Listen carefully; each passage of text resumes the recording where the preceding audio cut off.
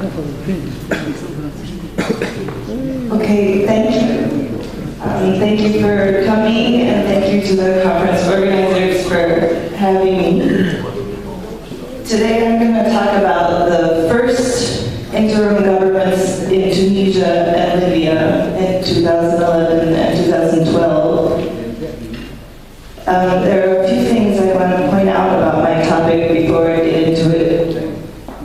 The first is that what I'm going to talk about today is some very initial research on what should become my PhD dissertation topic, so I hope to get into this in more depth in the future. The second thing to be clear on is that I'm talking only about the very first interim governments in both countries. So I'm interested in the groups of people who figured out what it took to manage the country during these times of upheaval, and just study those groups until the first democratic elections that were held in both countries, October 2011 here and July 2012 in Libya. And the third thing to mention is just that I deliberately avoided the term transitional government. I thought I called these groups provisional administrations, just because I thought that captured their temporary nature and all the range of functions that they took on. Okay, so I'm going to give you a brief picture of each provisional administration, and then kind of a broad comparison and contrasting of the two, and leave you with some concluding thoughts. So as you know, in Tunisia, it took actually 3 tries to get to the provisional administration that would stay until the elections. So even though Ben Ali left on January 14th, it wasn't until the end of February that the administration with BGK SFC in charge and free of the former ruling regime was actually in place. And a couple of features of this provisional administration that I found important. One were that it decided early on to form 3 committees or commissions. One of them was on a committee on repression, a second was on corruption, and the third, the biggest committee and the most important, was on political reform, and of course that was headed by Yaqub Ben Ashur, who was recognized as a legal expert, and who guided the way for that committee. And another feature of this provisional administration were some of the key decisions that it took early on. It promised a number of important political reforms. It took the decision to dissolve and ban the former ruling party, the RCD, to legalize formerly banned opposition parties such as Nahda. And then one of the most important decisions, of course, was to hold elections for a national constituent assembly within 4 months of Ben Ali leaving.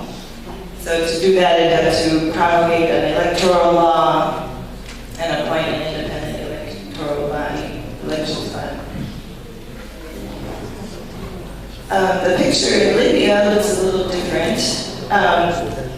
What would come to be called the National Transitional Council in Libya formed actually within a few days of the uprisings beginning in mid-February. It was formed of a group of about 17, mostly lawyers, in Benghazi at the very beginning, and of course it would grow over its existence.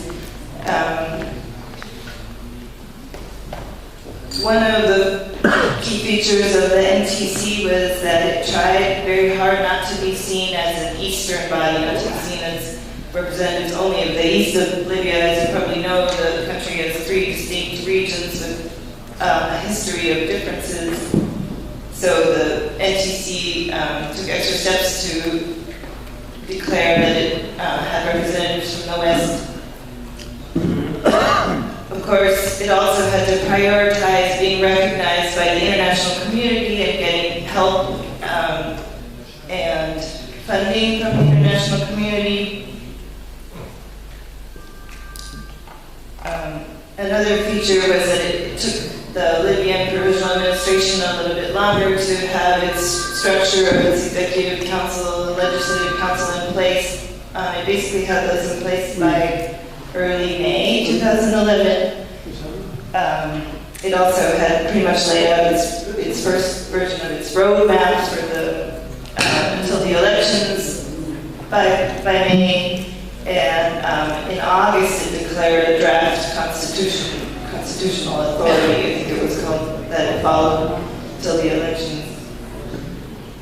And then the last important feature of this provisional administration is that even outsiders could tell how much internal friction there was within the group.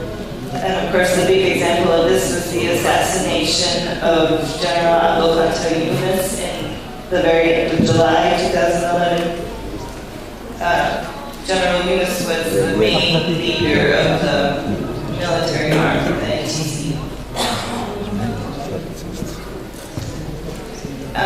So those are the pictures of the two provisional administrations. Of course, as you can tell, the big difference, or as you know, the big difference between them was the length of time and the amount of violence it took to negotiate with or defeat the former regime and bring in a new regime. So because of that big difference, the two provisional administrations faced very different sets of challenges and different tasks. But one of the tasks that they both shared was bringing a country to elections, and they both accomplished that. Each one overcame big hurdles in doing that. In Tunisia, there was a dispute over whether or not the elections could be delayed.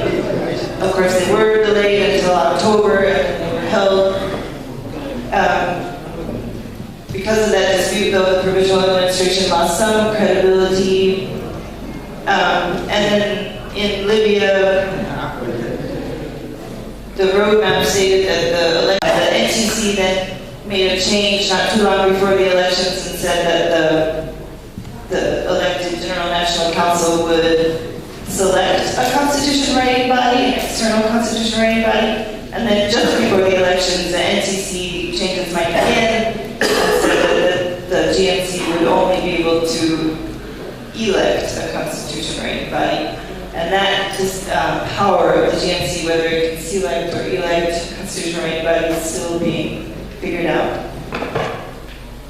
So in sum, you see two very different pictures of these provisional administrations.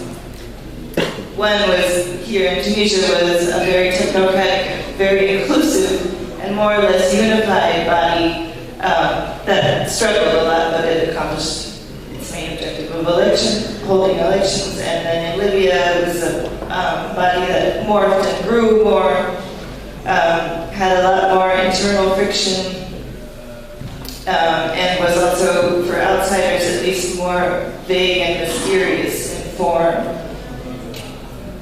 So I also hope to leave you with the importance of looking very closely at these two provisional administrations to understand better what made them successful in achieving this objective of holding elections, and also to understand better how did they reach these major decisions that they took, and can that help us know in hindsight whether those were the right decisions. As we know, both countries are facing a lot of big challenges still, but both have made it a pretty long way.